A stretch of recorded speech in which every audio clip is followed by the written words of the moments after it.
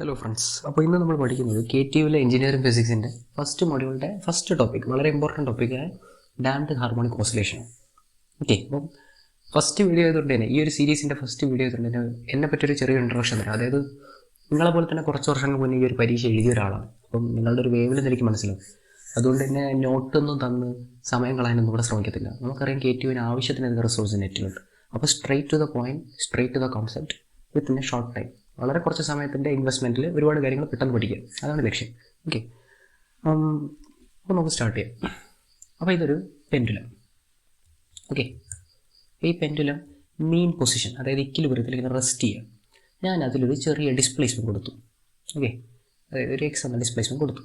Okay, ഉറപ്പായിട്ടും ഇത് തിരിച്ചു വരും അല്ലേ? ഒരു വസ്തു തിരിച്ചു വന്നിട്ടുണ്ട്, ഐ മീൻ അതിലൊരു ചലനം ഉണ്ടായെങ്കിൽ അതിനർത്ഥം എന്താ? അതിലൊരു ഫോഴ്സ് ഉണ്ട്. ആ force will be always proportional to the displacement. ശരിയല്ല? നമ്മൾ ഊഞ്ഞാലൊക്കെ ആടുമ്പോൾ നമ്മൾ എത്രത്തോളം ബാക്കിലോട്ട് പോകും കൂടുതൽ ഫോഴ്സിൽ തിരിച്ചു വരും. So F is always proportional to displacement. പക്ഷേ ഒരു പ്രശ്നം, നമ്മൾ ബാക്കിലോട്ട് പോകുമ്പോൾ ഇത് ഫ്രണ്ടിലോട്ട് വരുന്നത്. So it is always proportional to the displacement but in the opposite direction. അതുകൊണ്ട് F is proportional to -x എന്ന് പറയുന്നു. ഓക്കെ, ഒന്നുകൂടെ പറയാം. ഒരു പെൻഡുലം ഇക്വിലിബ്രിയം പൊസിഷനിൽ റെസ്റ്റ് ചെയ്യായിരുന്നു. ഞാൻ അതിലൊരു ചെറിയ ഡിസ്പ്ലേസ്മെൻറ്റ് കൊടുത്തു, കൈ വിട്ടു, തിരിച്ചു വരുന്നു. ഓക്കെ, അപ്പോൾ അതിനർത്ഥം അതിലൊരു ഫോഴ്സ് ഡെവലപ്പായി. ആ force is proportional to -x. Okay, അപ്പോൾ ഇതൊരു ഇക്വേഷൻ ആക്കണം. ഇതൊരു പ്രൊപ്പോർഷണാലിറ്റി ഇരിക്കുന്നത്. അപ്പോൾ ഇതിനൊരു ഇക്വേഷൻ ആക്കി മാറ്റണമെങ്കിൽ ഞാൻ എന്ത് ചെയ്യണം? ഒരു കോൺസ്റ്റൻറ്റിനെ കൊണ്ടുവരണം. So F is equal to -cx, where c is a constant. സ്പ്രിങ്ങിൻ്റെ കേസിൽ നമ്മൾ സ്പ്രിങ് കോൺസ്റ്റൻറ്റ് എന്നൊക്കെ പറയും. ഓക്കെ, ഇത് pendulum, so it's a constant c. Okay, ഇതാണ് സാധാരണ ഓസിലേഷൻ. പക്ഷേ നമ്മളിപ്പോൾ പഠിക്കാൻ പോകുന്നത് സാധാരണ ഓസിലേഷൻ ആണോ? അല്ല, നമ്മളിപ്പോൾ പഠിക്കാൻ പോകുന്നത് ഡാംഡ് ഹാർമോണിക് ഓസിലേഷനെ പറ്റി. ഓക്കെ, അപ്പോൾ ഡാംഡ് ഹാർമോണിക് ഓസിലേഷനിൽ വേറെ ഒരു ഫോഴ്സും കൂടെ ഉണ്ട്. ഫസ്റ്റ് ഓഫ് ഓൾ, എന്താണ് ഡാമ്പിങ്? സാധാരണ ഒരു ഓസിലേഷൻ ഇങ്ങനെ ചലിച്ച് നിർത്താൻ കുറച്ച് സമയം എടുക്കും. ഓക്കെ, പക്ഷേ ഡാമ്പിങ് എന്ന് പറഞ്ഞു കഴിഞ്ഞാൽ ഇതിനെ പെട്ടെന്ന് പിടിച്ച് നിർത്തുക, ഓസിലേഷനെ പെട്ടെന്ന് സ്റ്റോപ്പിലോട്ട് കൊണ്ടുവരുന്ന ആ ഒരു ഫോഴ്സാണ് ഡാമ്പിങ് ഫോഴ്സ്. ഓക്കെ, അപ്പോൾ ഈ ഡാമ്പിങ് ഫോഴ്സിനെ പറ്റി കുറച്ച് കാര്യങ്ങൾ നമ്മളിവിടെ മനസ്സിലാക്കാൻ പോകാം. ഓക്കെ, ഞാനിപ്പോൾ DF എന്ന് എഴുതാം. Damping force is proportional to the velocity. അതായത് ഈ വസ്തു എത്ര വേഗത്തിലാണോ ഇങ്ങോട്ട് വരുന്നത്, ആ വെലോസിറ്റിക്ക് പ്രൊപ്പോർഷൻ ആയിരിക്കും ഡാമ്പിങ് ഫോഴ്സ്. പക്ഷേ ആ വെലോസിറ്റിക്ക് ഓപ്പോസിറ്റ് ആയിരിക്കില്ലേ? എന്നാലല്ലേ ഇതിനെ സ്റ്റോപ്പ് ചെയ്യാൻ പറ്റും. അപ്പോൾ അവിടെ നമ്മൾ F is proportional to -x എന്ന് പറഞ്ഞ പോലെ തന്നെ ഇവിടെ damping force is proportional to -vm. Okay, അപ്പോൾ ഇതിനൊന്ന് ഇക്വേഷൻ ആക്കണ്ടേ? അപ്പോൾ damping force is equal to -γv. Okay, gamma ഒരു കോൺസ്റ്റൻ്റ് ആണ്, പക്ഷേ അത് ഡാമ്പിങ് കോൺസ്റ്റൻ്റ് അല്ല. അങ്ങനെ ചിലർ പഠിക്കില്ലേ. ഗാമ ഡാമ്പിങ് കോഎഫിഷ്യൻ്റ് ആണ്. ഡാമ്പിങ് കോൺസ്റ്റൻ്റ് എന്താണെന്ന് നമ്മൾ കുറച്ചായിട്ട് പഠിക്കും. ഓക്കെ, അപ്പോൾ ഡാമ്പിങ് ഫോഴ്സ് കിട്ടി.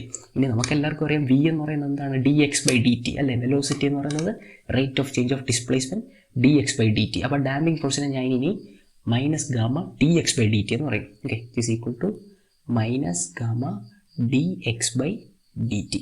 Okay, clear? ശരി, അപ്പോൾ ഈ ഇക്വേഷൻ നോക്ക്. സാധാരണ ഒരു ഹാർമോണിക് ഓസിലേഷനിൽ റീസ്റ്റോറിംഗ് ഫോഴ്സ് എന്ന് പറയുന്നത്, ഈ ഒരു ഫോഴ്സിന് നമ്മൾ റീസ്റ്റോറിംഗ് ഫോഴ്സ് പറയും. ഇത് മാത്രമേ ഉള്ളൂ.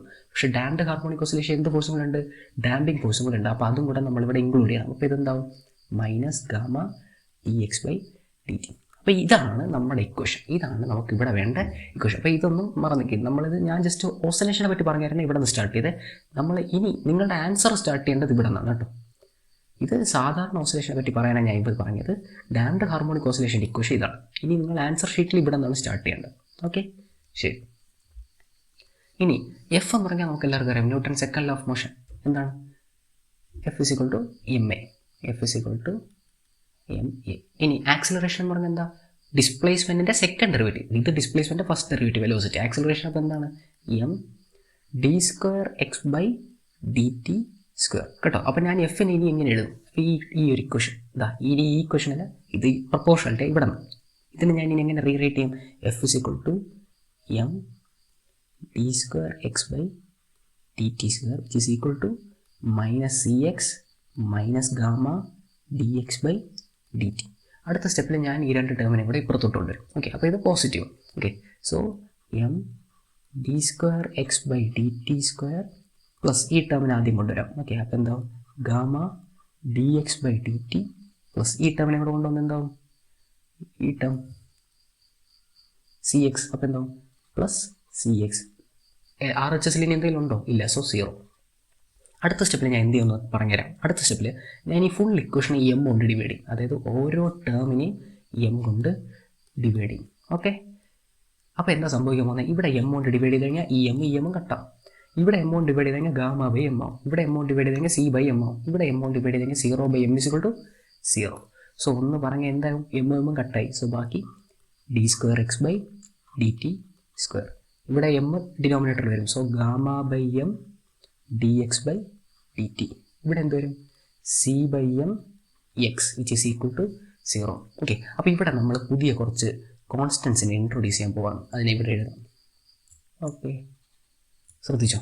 ഒന്ന്, ഗാമ ബൈ 2m = k. ഈ k ആണ് ഡാമ്പിംഗ് കോൺസ്റ്റൻറ്റ്. ഞാൻ പറഞ്ഞില്ലേ, ഗാമ ഡാമ്പിംഗ് കോഎഫിഷ്യൻ്റ് ആണ്. ഗാമയെ 2m കൊണ്ട് ഡിവൈഡ് ചെയ്യുമ്പോൾ കിട്ടുന്നതാണ് ഡാമ്പിംഗ് കോൺസ്റ്റൻറ്റ്. മറക്കണ്ട. ഓക്കെ, നമുക്കിവിടെ ഗാമ ബൈ എം ഇല്ലേ? അപ്പോൾ ഇതിൽ നിന്ന് ഗാമ ബൈ എം പറഞ്ഞാൽ ഈ 2 ഇവിടെ കൊണ്ടുവന്നാൽ മതിയല്ലോ. അപ്പോൾ ഇതെന്താവും? Gamma by m = 2k. Okay, അപ്പോൾ ഞാൻ ഇനി ഈ ഗാമ ബൈ എമ്മിന് അടുത്ത സ്റ്റെപ്പിൽ 2k നോക്കുക, മറക്കല്ലേ. ഓക്കെ, അതുപോലെ തന്നെ നമുക്ക് വേറെ ഒരു കോൺസ്റ്റൻറ്റ് കൂടെ ഉണ്ട്. അതായത് √c/m = ω0. Omega subscript 0.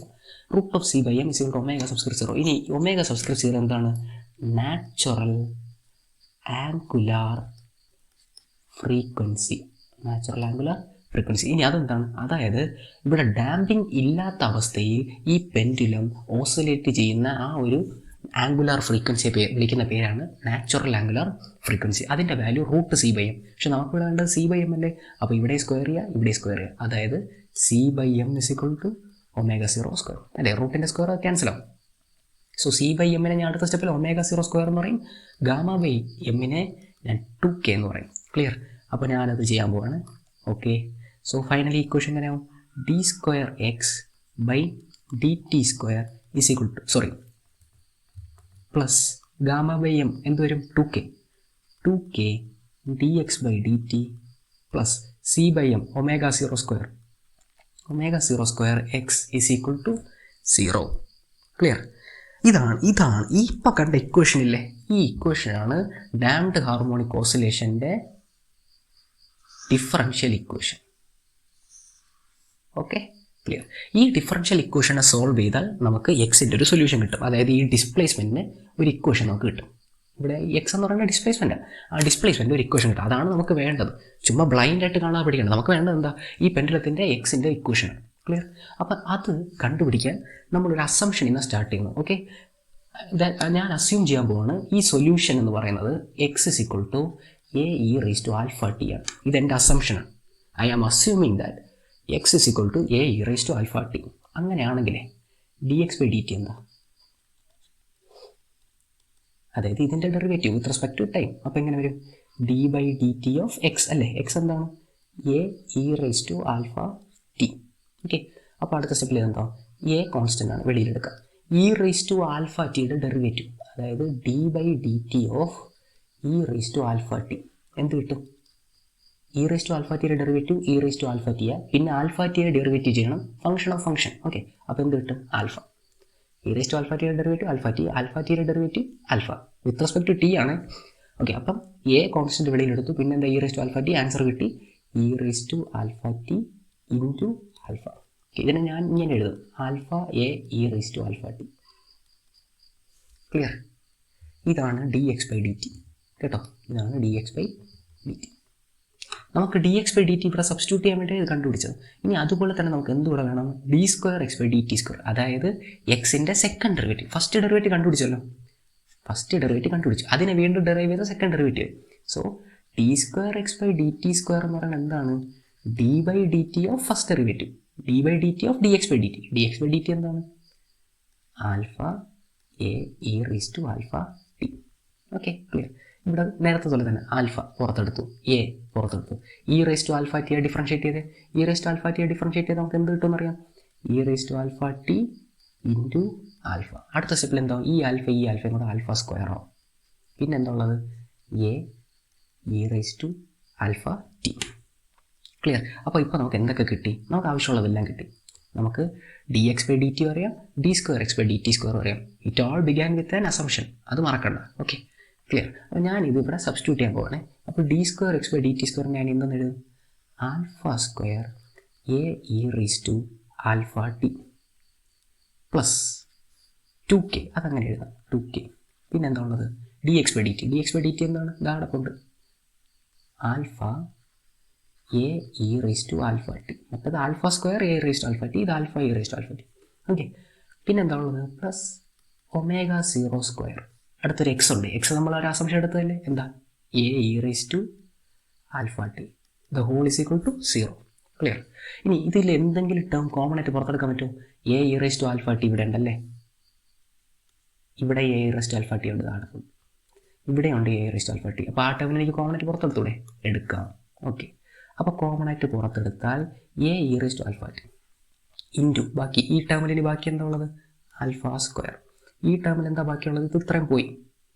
പിന്നെ എന്താ ഉള്ളത്? Plus 2k alpha. ഈ ടേമിലോ ഇത് ഇത്രയും പോയി. പിന്നെ എന്താ ഉള്ളത്? Omega 0 square is equal to 0. Okay. ഇനി ഞാൻ പറയുമ്പോൾ ഒന്ന് ശ്രദ്ധിച്ച് വെക്കും. Okay. A into B is equal to 0 ആണെങ്കിൽ എനിക്ക് രണ്ട് റിസൾട്ട് ഇവിടെ നിന്ന് പറയാം. എ 0 ആണെന്ന് പറയാം, ബി 0 ആണെന്ന് പറയാം. സോ ബേസിക്കലി ഞാനിവിടെ ചെയ്യാൻ പോകുന്നത് ഇത് 0 ആണെന്ന് പറയാം, ഇത് 0. ഓക്കെ. അതുപോലെ തന്നെ എനിക്ക് ഇതിനെയും 0 ആണെന്ന് പറയാം. ഓക്കെ. ഞാൻ ഇതാണ് ആദ്യം എടുക്കാൻ പോകുന്നത്. ഇതാണ് നമുക്ക് വേണ്ടത്. ഓക്കെ. ക്ലിയർ? ഇതിനെ അങ്ങ് എടുക്കാം. ഇത് 0 ആണെന്ന് ഞാൻ പറയാൻ പോകണേ. Because a into B is equal to 0, then a is equal to 0, b is equal to 0. അപ്പോൾ ഇതൊന്ന് ഓർത്ത് വെച്ചാൽ alpha square plus 2k alpha plus omega 0 square. Okay. എന്തായിരുന്നത്? Alpha square plus 2k alpha plus omega 0 square ആണോ? Omega 0 square ആണോ? നോക്കട്ടെ. Alpha, അതെ, alpha square plus 2k alpha plus omega 0 square is equal to എന്താ? 0. ഇനി നമുക്ക് കുറച്ച് കാര്യങ്ങൾ അധികം ശ്രദ്ധിക്കണം. ഓക്കെ. ഇവിടെ നോക്കിയാൽ this equation is of the form A X square plus B X plus C is equal to 0. അതായത് ഒരു സാധാരണ ക്വാഡ്രാറ്റിക് ഇക്വേഷൻ്റെ രൂപത്തിലിരിക്കുന്നത്. ഇത് എക്സിൻ്റെ ക്വാഡ്രാറ്റിക് ഇക്വേഷൻ ആണെങ്കിൽ ഇത് ആൽഫയുടെ ക്വാഡ്രാറ്റിക് ഇക്വേഷൻ. അത്രയേ ഉള്ളൂ വ്യത്യാസം. Both these equation are of the form, അല്ലെങ്കിൽ left hand equation, this equation is of the form A X square plus B X plus c. Clear? Both these equations are quadratic equations. Okay. Clear? അങ്ങനെയാണെങ്കിൽ ഇതിൽ നമ്മൾ എക്സിൻ്റെ value എങ്ങനെ കണ്ടുപിടിക്കുന്നത്? നമ്മൾ 10ാം ക്ലാസ്സിൽ plus 1 പഠിച്ചതാണ്. Minus B plus or minus root of B square minus 4ac by 2a. ശരിയല്ലേ? അതുപോലെ ഇതേ റൂൾ എനിക്കിവിടെ ഫോളോ ചെയ്തൂടെ? ഇവിടെ നമ്മൾ എക്സ് കണ്ടുപിടിച്ച പോലെ എനിക്കിവിടെ എന്ത് കണ്ടുപിടിക്കാം? ആൽഫ കണ്ടുപിടിക്കാം. ക്ലിയർ? ആൽഫ കണ്ടുപിടിക്കാമെങ്കിൽ ആദ്യം അവിടുത്തെ ബി എന്താണ്, എ എന്താണ്, സി എന്താണെന്നൊക്കെ കണ്ടുപിടിക്കണം അല്ലേ? അപ്പോൾ നോക്കൂ, ഇവിടെ എ എക്സ് സ്ക്വയർ, അതായത് എ ആൽഫ സ്ക്വയർ, എയുടെ എന്താ വാല്യൂ എന്താണ്? 1 അല്ലേ? ഒന്നുമില്ലെങ്കിൽ 1 എന്താ? 1 ഇൻറ്റു ആൽഫ സ്ക്വയർ. അടുത്ത് ബി എക്സ്, അതായത് ഇവിടെ നോക്കാം, ഇതാണ് എക്സ് അല്ലേ? അവിടെ എക്സിൻ്റെ ഇക്വേഷൻ, ഇവിടെ ആൽഫയുടെ ഇക്വേഷൻ. അപ്പോൾ ബിൻ്റെ വാല്യൂ എന്താ? 2k. ഓക്കെ. അപ്പോൾ മറക്കണ്ട, എയുടെ വാല്യൂ 1, ബിയുടെ വാല്യൂ 2k. അതിനിവിടെ എഴുതാം. എയുടെ വാല്യൂ 1, ബിൻ്റെ വാല്യൂ 2k. ഇനി സിൻ്റെ വാല്യൂ എന്താ? ഇവിടെ കോൺസ്റ്റന്റ് എന്താ? സി. ഇവിടെ കോൺസ്റ്റന്റ് എന്താ? ഇതാ എടുക്കുന്നത് ഒമേഗ 0 സ്ക്വയർ. ഓക്കെ. സംഭവം കഴിഞ്ഞു. ഇനി നിങ്ങൾക്ക് ആൽഫ പറയാം. ആൽഫ പറഞ്ഞേ മൈനസ് ബി, അതായത് minus 2k plus or minus root of B square. എന്താണ് ബി സ്ക്വയർ? 2kയുടെ സ്ക്വയർ. 2kയുടെ square 4k square minus 4 into a 1 into c omega 0 square by 2 into a. എന്താണ്? 1. ക്ലിയർ? ഓക്കെ. അപ്പോൾ നമുക്കതൊന്ന് ഇവിടെ എഴുതാം. Alpha is equal to minus 2k plus or minus root of 4k square minus 4 into 1 into omega 0 square. അതെന്തായി? 4 omega 0 square. Okay. അപ്പോൾ ഞാൻ denominator എഴുതുന്ന പിന്നെ ഒരു കാര്യം കൂടെ പറയാം. ഇവിടെ 4 കോമൺ ആയിട്ട് എനിക്ക് പുറത്തെടുത്തൂടെ? ഒരു സ്റ്റെപ്പ് ഞാൻ സേവ് ചെയ്യാൻ പോവാം. അപ്പോൾ 4നെ കോമൺ ആയിട്ട് പുറത്തെടുത്ത് ഇതെന്താവും?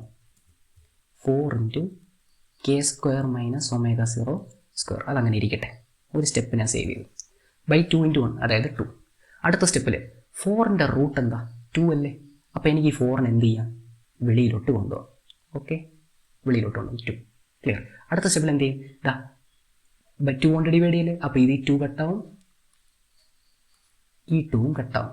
സോ കഴിഞ്ഞു, ആൽഫയുടെ വാല്യൂ കിട്ടി. ആൽഫയുടെ വാല്യൂ എന്താണ്? Which implies that alpha is equal to ഈ 2 കട്ടായ minus k plus or minus ഈ 2 കട്ടായ പിന്നെന്താ root of K square minus omega 0 square by 2. എഴുതല്ലേ ബൈ 2 കട്ട് ചെയ്ത് കളഞ്ഞല്ലോ. ക്ലിയർ? ഇതാണ് ആൽഫ. ഓക്കെ, അപ്പോൾ ആൽഫയ്ക്ക് 2 വാല്യൂ ഉണ്ട്. അതായത് ഒന്നാമത്തെ value alpha 1 minus k plus root of K square minus omega 0 square.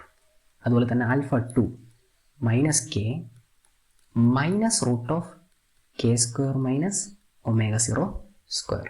Clear? ശരി, ഇനി നമ്മൾ തുടങ്ങിയത് സൊല്യൂഷനായിട്ട് പറഞ്ഞൊരു സാധനത്തെ അസ്യൂം ചെയ്തായിരുന്നു. ഓർക്കുന്നുണ്ടോ?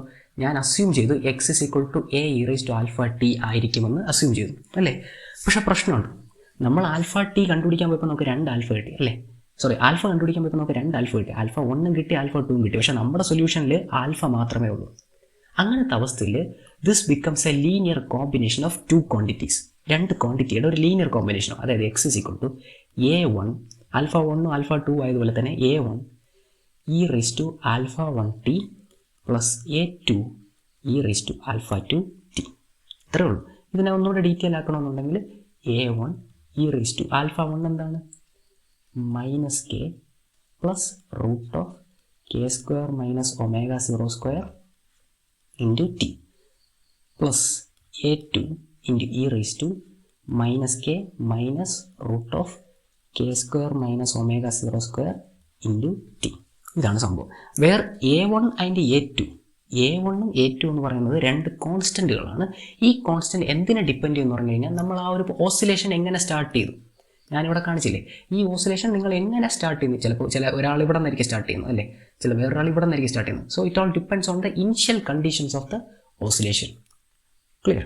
അപ്പോൾ ഇതിനെ ഇനിയും സിംപ്ലിഫൈ ചെയ്യാം. നിങ്ങൾക്ക് ഇവിടെ ഇവിടെ E rice to minus K ഉണ്ട്, ടി അകത്ത് കൊണ്ടുവരാം. ഇവിടെ E rice to minus K ഉണ്ട്, ടീനകത്ത് കൊണ്ടുവരാം. അങ്ങനെ സിംപ്ലിഫൈ ഒക്കെ ചെയ്യാം. അത് ഞാൻ ഒരു കാര്യം അടുത്ത വീഡിയോയിൽ, ഇത് ജസ്റ്റ് ഒരു തുടക്കമാണ്. ഡാംപ്ഡ് ഹാർമോണിക് ഓസിലേഷൻ്റെ സൊല്യൂഷൻ എന്ന് പറയുന്നൊരു ക്വസ്റ്റ്യൻ ചോദിക്കാം. അങ്ങനെയാണ് ക്വസ്റ്റ്യൻ എങ്കിൽ ഇത്രയും മതി.